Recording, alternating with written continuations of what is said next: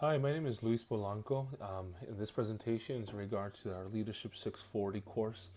To begin, the culture within the organization that we're found is as a leader, as an innovational leader, we must understand our current context and what it requires to take our present culture and our present organization in product and services to another level.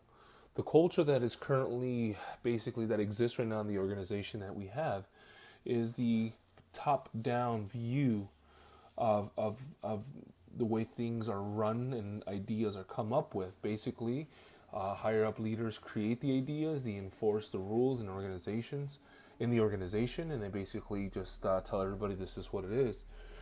And what my view on this is regards to the bottom up that creates the freedom and the genuinity in regards to creating true innovative leadership. At the same time, we must understand that the mechanical engine of this bottom down method is useful to a certain extent, but at the same time, it creates a scale um, in which, in return, does create for big organizations, it creates a scale, but it creates rules and disciplines and bureaucracies that in many ways prohibits and hinders an innovational mind in spirit.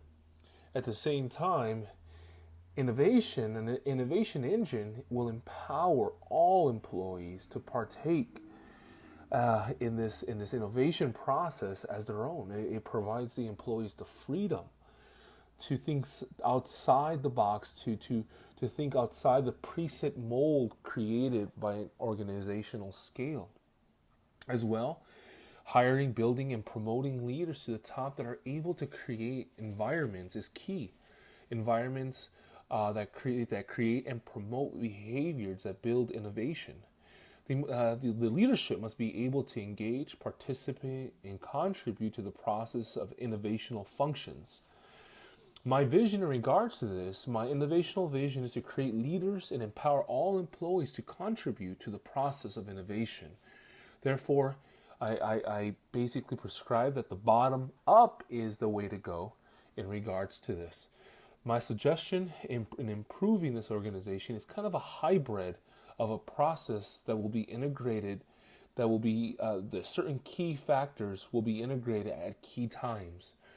For example, fast followers, the pioneering and specialization strategy in my organization, I believe that this is going to be key to how we move forward. First of all, as a fast followers, we basically must learn from our competitors and improve on the services that are successful and learn from the mistakes that have already been presented and improve on them, basically making it easier and friendlier for people to use.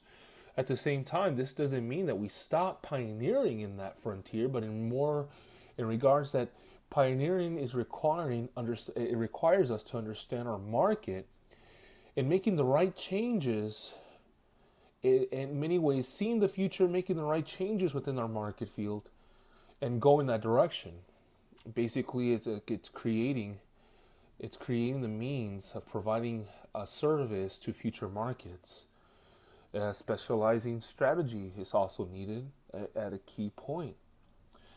Being able to find a need within our market, or even many times even outside of our market, and fulfilling that need, or foreseeing a future need and fulfilling an unrealized need at this present time.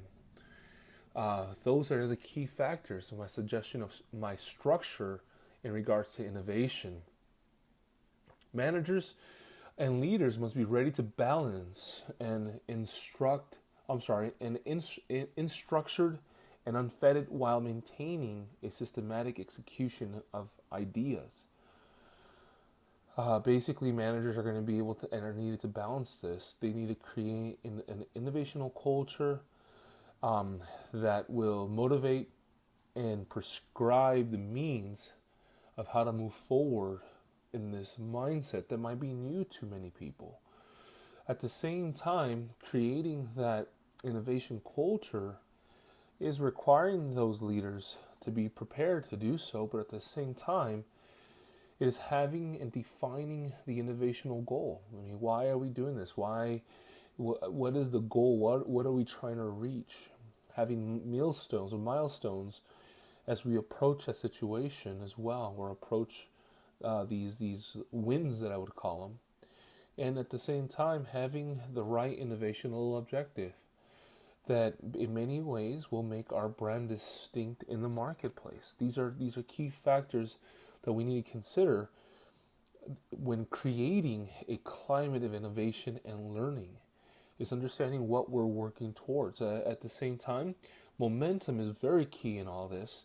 In fact, the momentum is what's going to keep going, or keep this huge investment of energy, money, time, keep it going, even though it might be slow, even though it might be a couple steps forward, a couple steps back. It just needs to be done. The first thing in regards to this investment, in regards to this momentum, we would have to develop an innovational story. Basically, it's developing the reason why we're doing this. Mentioning that, the benefit of this is that the vision that we're trying to have is have every employee partake and participate in this. At the same time, indicating that the leadership is going to be there to support and to provide the moral, emotional, mental support as we go through these changes. And at the same time, it is hiring and looking for new resources, new talent within the organization, and maybe even without, that are entrepreneurs, that are leaders, that are innovational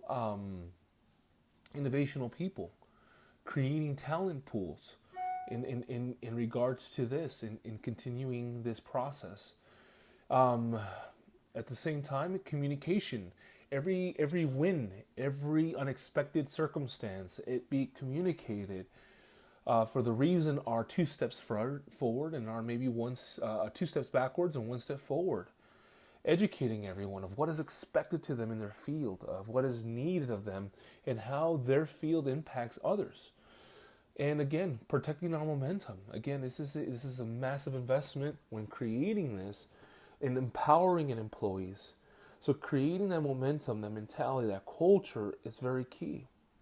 So this is my presentation. And again, this is Luis. Thank you.